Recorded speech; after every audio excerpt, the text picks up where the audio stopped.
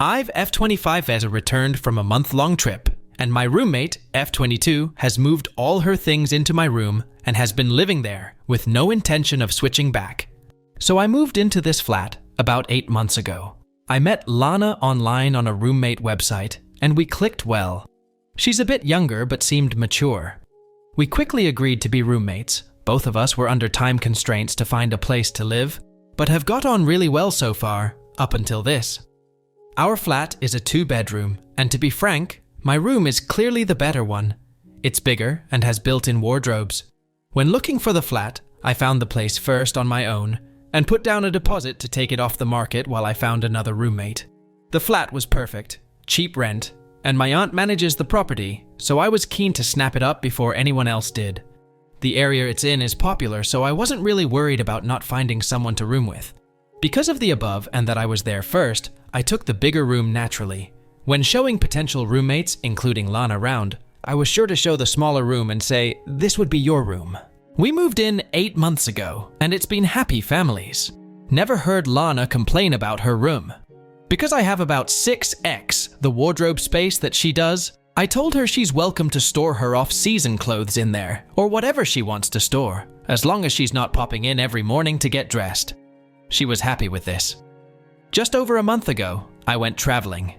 Now, I'm not the biggest fan of having people in my room, but I told Lana if she had someone stay, her sister, friends from home, they could sleep in my bed. She said thanks, and as she's been such a great roommate and rarely has guests except her boyfriend, I didn't worry at all. I came back yesterday. I was exhausted from the flight and traveling, and just wanted to shower and sleep.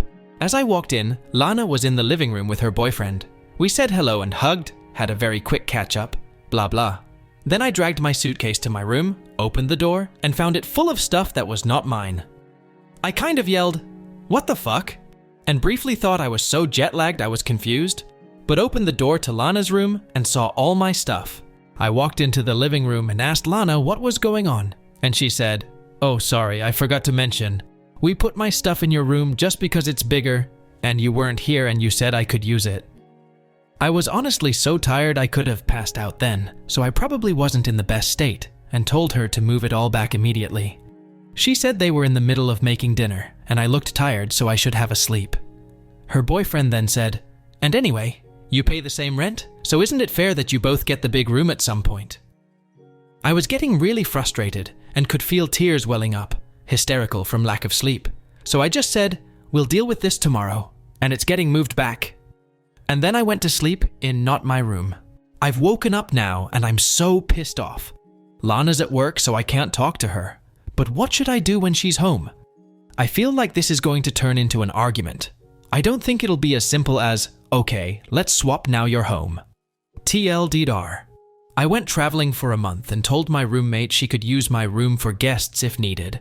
While I was gone, she swapped all our stuff and moved into my much bigger and better bedroom. Never had a problem with her before, but she doesn't seem like she's planning on swapping back. What do I do when I speak to her after work? Edit. I've taken the advice of most people on this thread and moved my stuff back. It's taken hours and I'm knackered, but I think if I left it another night, it would be a real problem. I sent her a text when I was almost done, in case she kicked up a shitstorm and came home, to say, "Hi Lana, hope you're having a nice day at work. Just to let you know I'm moving my stuff back into my room, didn't want you coming home and walking into the wrong one. Yes, I'm petty." I'll be talking to her when she gets in because this is out of character for her, to the point of it being bizarre. She's never been anything but a model roommate, so I'm gonna give her a chance before we're donezo. If she wants to be reasonable and have a chat about rent portions, I'm happy to do that. She's never had a problem with the rent before. And honestly, I've never had uneven rent amounts in any place I've ever lived, whether I had a bigger room or smaller room. But a lot of people here are saying it's the norm, so I'm open to talking about it if she's not ridiculous. Edit 3. So as you know, I text Lana to tell her I moved my stuff back. She didn't reply to me, fine whatever, but she didn't kick off, so I figured we were okay. I told my aunt what had happened, who was as baffled as all of you, and I told her it was probably all sorted, just keeping her in the loop.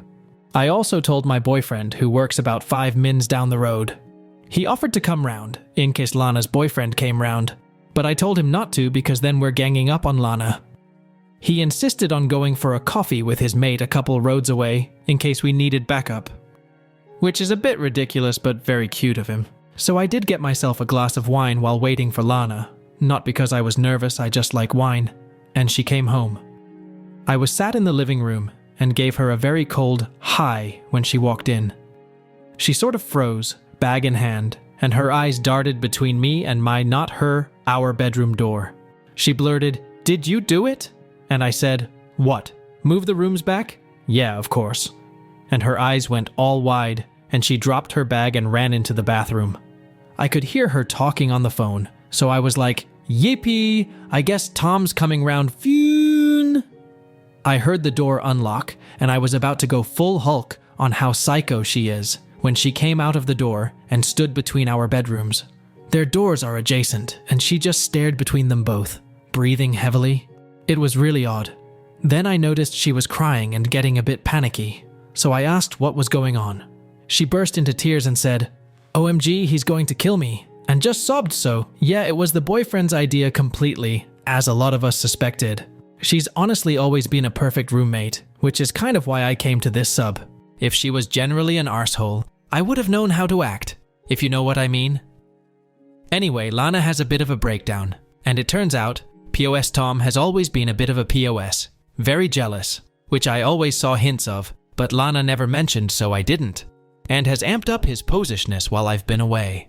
When I left, he just finished school and basically moved in unannounced, and when she'd mention he hasn't been home in days, he'd give her the, "What? Don't you love me? I treat you so well, you're so selfish, blah blah shit," and refuse to move. She showed me the texts he sent her. Absolutely horrific stuff. Things like, "Ring me in the next 5 minutes," or "We're over." "Send me a picture of you at your desk with something showing today's date so I know you're at work." Just abusive stuff. On to the room. As we guessed, he moved it. He did it while she was at work, which is actually a bit gross thinking of him going through my stuff. And I'm considering somehow implying I have crabs or something he could catch just to make him squirm a bit. But I'll work on it. Lana came home and said, "What are you doing?" He made out it was just temporary, and that I wouldn't mind. Such a gentleman speaking on my behalf, and he would move it back, and he was doing Thai for her, and she was so selfish, etc. When it got a few days before I came back, Lana suggested moving it back, and he completely denied he said that, and told her it was her idea to move it, and he only did what she told him, but it's staying now, or she'd be sorry. So basically, Tom is a prick, and Lana sobbed and apologized and cried, and I fed her wine. She didn't want to see Tom, who obviously assumed he lived there now, so I texted him from her phone saying our landlady, my aunt, was coming round for an inspection and staying for dinner after with my family, and he couldn't come over tonight. He sent a lot of begging, whiny texts, and then went on the offensive and called Lana a liar, so I rang my aunt, explained everything, and had her write us a fake landlord email mentioning the visit and how she was looking forward to fajitas, because she's an absolute babe, and I make good packet fajitas, which we forwarded on to Tom. He left her alone for the rest of the night, apart from a few texts. I'm not entirely sure what we do about Tom. Lana sounds like she wants to break up, judging from her crying and screaming, "I hate him, I hate him, I hate him," into her wine. I think she's scared to though. I checked with her and he doesn't have a key, so that's a relief. I've told my aunt everything, and she said she is happy to ban him from the flat, but Lana would need to break up with him first and get all that sorted. Update 1. Lana broke up with Tom. She was quite scared to do it because he's a psycho, and it took 2 weeks between the last post and the actual breakup. During that time, she didn't let him come round or see her. Luckily, she remembered that Tom had never had chickenpox as a kid, so we pretended my nephew had caught chickenpox and had to stay with us because my brother's wife had never had it and couldn't risk getting shingles. It worked luckily, and he stayed away. She told her family and close friends about what he'd been like, in case he contacted them to get in touch with her, and lied about what happened, and then texted him saying she wanted to break up. Well, he blew the fuck up, called her every name under the sun, switched back to apologizing and saying she was the love of his life, then said she'd never find someone like him, then he would die without her, then he wanted to kill her, then they were soulmates. It was insane. He started messaging me too, telling me I was an evil bitch who had ruined his perfect wife. LOLK then, And as predicted, her family and friends got messages too. We both turned our phones off to ignore it and just watched TV. Later, I briefly switched mine on, where I had a lot of messages from my friends telling me to block some guy on my social media. It was Tom calling me every one imaginative combination of the C word he could think of all over my public Instagram page. There were even a few racial slurs, which was odd because we're both white, but okay. Lana had already blocked him on everything, but silly me forgot to make my Insta private.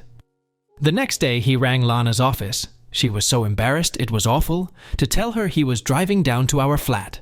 She rang me, and I rang my aunt, who you remember manages the property, who told us it was time to call the police. We filed a report about Tom, and they said to update us on the situation. In the UK, you need to go to court to actually get a restraining order, so we haven't as such, but the evidence is all there and documented if we need to go that far. The police rang Tom, at our request, told him they'd seen the messages and to turn his car around, because if he turned up at our door, he'd be arrested. Police officers here are amazing, can I just say. Tom managed to shit himself hard enough to not show up after that, so we were fine for a week. Then the post came. Tom started sending letters, threats and soppy, "I love you" shit, flowers. Then a pizza that we had to pay for. We were actually hungry, so we ate it. He signed us up to a magazine subscription. It was bizarre. We went to the police again. They filed everything, but Lana didn't want to go to court. I don't blame her. She was incredibly stressed by the whole thing. So 2 weeks ago, I took my aunt and mother out to dinner. I told them both about the situation, and my goddess of an aunt had an idea. She manages about 30 properties, not just the one we live at, as had a few that were unoccupied now, with school finishing. She told me she would show us round all the 2 bedrooms she had, and we could live in any of them for the same rent we pay now, and just transfer over our deposit fees, as long as there were no damages to deduct, and we helped do a deep clean to get it ready for the next tenant. We found one within a 5-minute drive that's just as lovely, and to anyone concerned about the previous rent dispute, has equally sized bedrooms. So we moved, which is why the last 2 weeks have been manic, but we're settled in now. Tom has now been informed that we've moved because the stuff he's sent since has been returned. Lana and I are completely no contact with him, and anyone who visits us is sure not to pass on our address to Tom. Also, I apologized to Lana about the issue with paying the same amounts of rent. She said she had never had a problem with it, and said that's how she had always done it through uni, and with other roommates. She refused to take any money from me, but I've decided I will be funding the weekly flat wine sessions for the future. It's been a long month, and even though my traveling tan has faded, things are great now. Thanks for all your advice before, guys, even the ones I didn't agree with, and let's all pray to baby Jesus that I have a calmer living situation from now on. TLDR. Lana split with Tom. Tom went insane. We called the police and they scared him off, so we haven't needed to get a restraining order yet. We moved to a flat nearby, so he doesn't know where we live anymore, and we're slowly cultivating a flat wine collection, but quickly drinking it.